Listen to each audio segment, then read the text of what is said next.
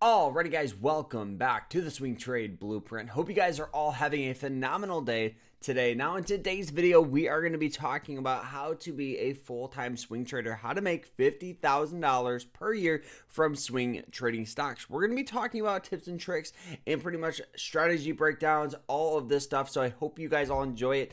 If you guys do, hit that like button and subscribe wherever you guys are listening to this. Make sure you guys hit that follow button, hit that subscribe button because it means the world to me. And if you guys want to learn more about swing trading, check out our school. It's called the Swing Trading Masterclass. We have private live streams, quizzes, lectures, everything you guys need to get started. More importantly, we teach you how to trade. I don't believe in getting rich quick. I don't believe in alerts. I believe in teaching you ways where you guys can find opportunity, the scanners we use. And guys, you guys can use code YouTube to get 20% off. So check it out down below. I appreciate you guys, and let's dive into this here. So how do you guys make $50,000 per year from swing trading? So you guys will need a couple of things. You'll need a solid strategy. You'll need discipline, proper risk management, and don't worry, we're going to be doing a step-by-step plan that you guys can use to achieve these goals. So the first thing that you guys are going to need is to start with a realistic plan. So this is very, very important. If you guys are already a successful trader, the only thing that's separating you from making more money is just your account size. So if you guys have, let's just say $100 and you're making $1 a day, the only thing that's separating you from making more money is just your account size. So the biggest thing that I would recommend doing is to just stick with it. Stick with the plan, stick with your approach, and just have those consistent returns. Base hits are way better than home runs in trading, but don't worry, if you guys funded your account with a little bit of a larger size, I still would recommend going for base hits. No matter how big your account is, base hits all day long. You know, those 1, 2, 3% returns that just compound, those are going to be where you make your money. And the amount you start with can really, really impact on how quickly you guys can reach your $50,000 a year. A larger account, obviously, will allow you to take larger trades, but smaller accounts can grow over time with just consistent profits. So, here's what I would recommend doing here is break down your $50,000 goal into monthly or quarterly targets. For instance, aim for 5 to 10% returns per month, depending on your capital and your risk tolerance.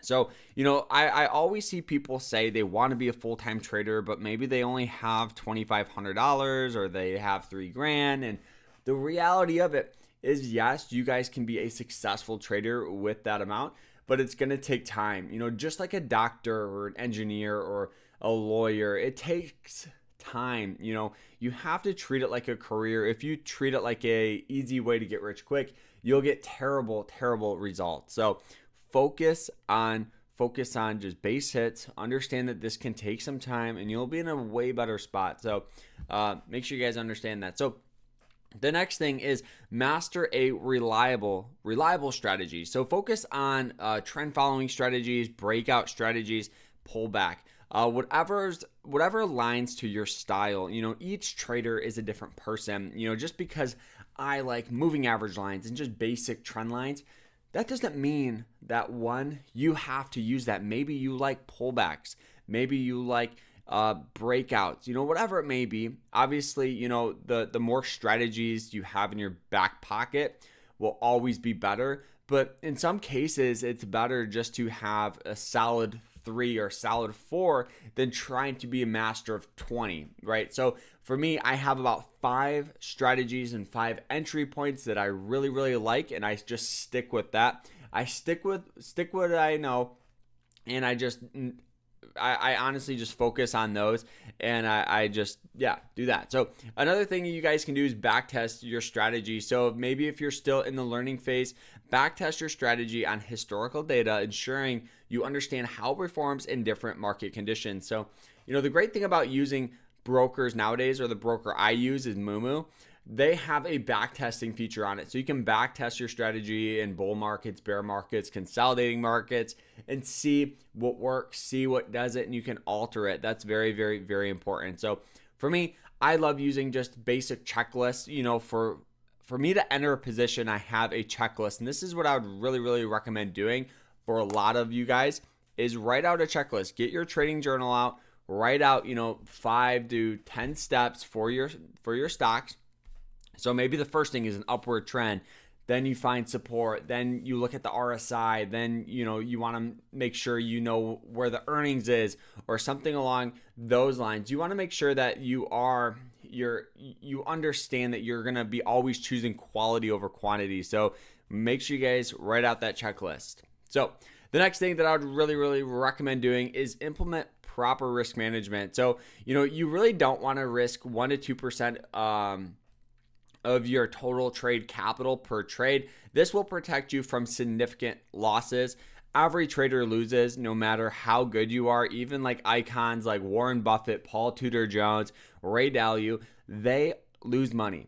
But what makes them successful isn't their massive returns, it's their consistency with proper risk management. So people think that risk management is making money. Oh, they're making so much money, so it's easy to have risk management. No, risk management is preserving your capital, preserving your cash. So as a swing trader, you want to, some little tips that I would recommend doing is never risk $1 to make less than $2. So you always want a 2-to-1 risk and reward.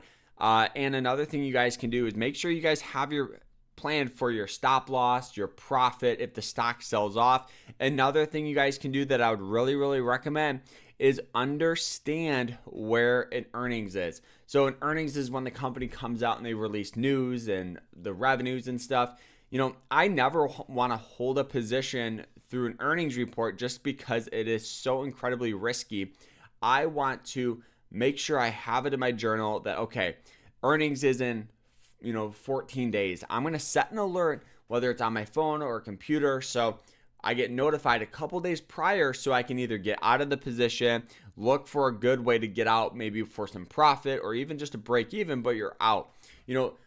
Holding a position through an earnings is literally a 50-50 chance of making money, so get out of it and move on.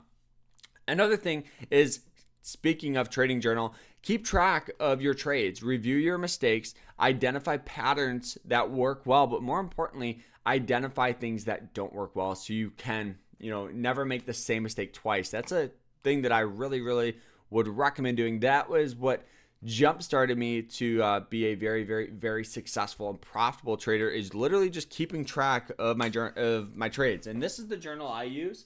Is right here. It's called Mastering the Swing. This is the one that I sell on Amazon. It's awesome. It's a trader's journal.